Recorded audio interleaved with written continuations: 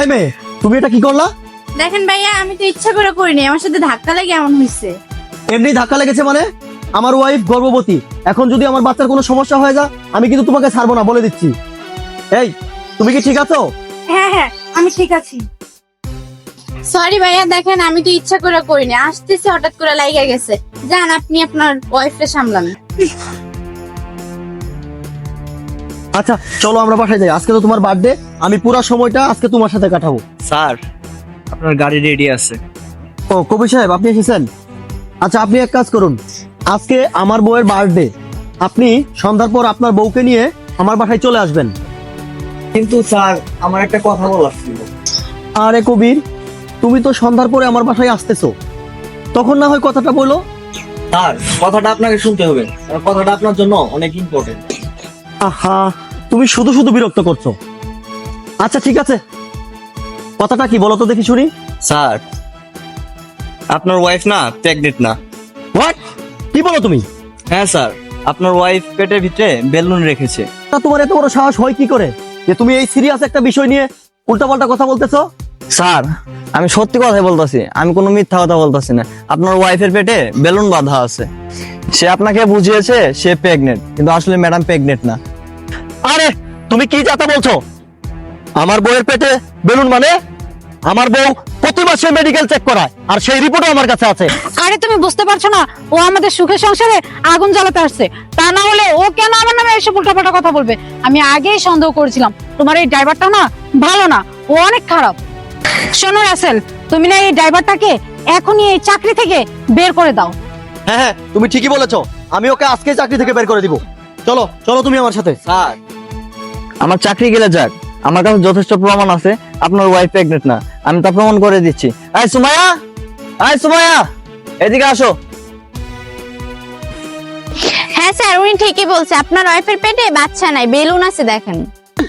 তখন আমি আপনার স্ত্রীর সাথে ধাক্কা খেয়েছিলাম, তখন আপনারে বুঝাইতে চাইছিলাম যে আপনার স্ত্রীর পেটে বাচ্চা নাই, কিন্তু আপনি তো আমার কোনো কথা শুনলেনই না। আরে এই মেয়েটা সব কি বলছে? আসলে না আমার মনে হচ্ছে কি জানো রাসেল, এরা দুইজন না চক্রান্ত করে এই কাজটা করেছে। আমার পেটে কেন বেলুন থাকতে যাবে? আমার পেটে তো তোমার বাচ্চা, তাহলে এই মেয়েটা এইসব কথা বলতেছে কেন? স্যার, আপনার আমার কথা বিশ্বাস হচ্ছে না? দাঁড়ান দেখাচ্ছি। আরে তুমি কি করছো? আরে তুমি আমার পেটের মধ্যে হাত দিচ্ছ না। এই রাসেল তুমি এই নেন।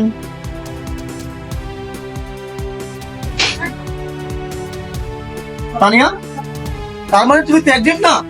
তুমি এতদিন আমার সাথে মিথ্যা মিথ্যা অভিনয় করে আসছিলে, তুমি আমার সাথে প্রতারণা করলে। ছি, তুমি একবারও ভাবলে না সমাজে আমি মুখ দেখাবো কি করে, আমি কি করে সবার সামনে যাব? তুমি এত বড় একটা নিকৃষ্ট কাজ কেমনে করতে পারলে বলো আমাকে, জবাব দাও। তুমি শুনতে চাইতেছো তাই না? তাহলে শোনো, আমি তো তোমাকে ভালোই বাসি না, আমি ভালোবাসি অন্য একটা ছেলেকে। আর তুমি তো এতদিন যাবত আমাকে বাচ্চা বাচ্চা করে পাগল করে দিয়েছো, তাই আমি এই মিথ্যা নাটকটা করেছি।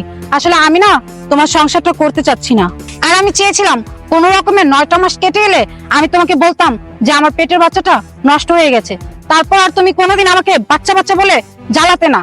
আমি তো চেয়েছিলাম যে তুমি আমাকে ডিভোর্স দিয়ে দাও, তা না করে তুমি আমাকে বাচ্চা বাচ্চা করে পাগল করে দিয়েছো, তাই আমি এই মিথ্যা নাটকটা সাজিয়েছিলাম, কিন্তু তার আগেই আমার ফাঁস হয়ে গেল।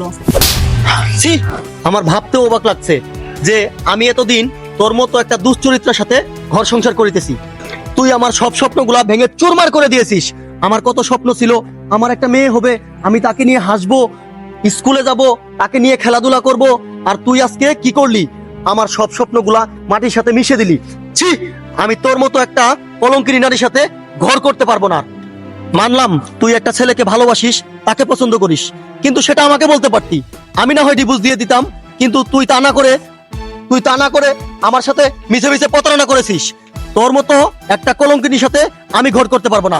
তুই বের হয়ে যা, যা বলছি, যা আমার চোখের সামনে থেকে বের হয়ে যা।